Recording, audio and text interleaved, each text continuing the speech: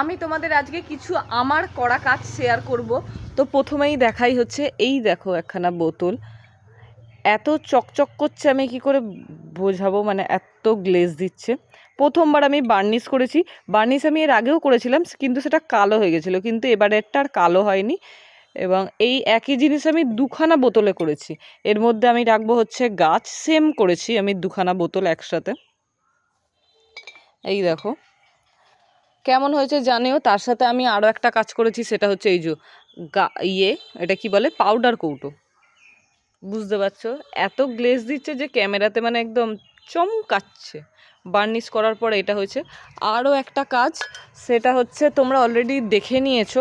তো আমি বার্নিশ করা হয়নি তখন যখন জেরেছিলাম, এখন এটা আমি বার্নিশ করে তারপর আবার দেখাচ্ছি তোমাদের কেমন হয়েছে আমার কাজগুলো। সবকটাই কমেন্ট করে তোমরা জানিও, আর ভালো লাগলে অবশ্যই শেয়ার করো।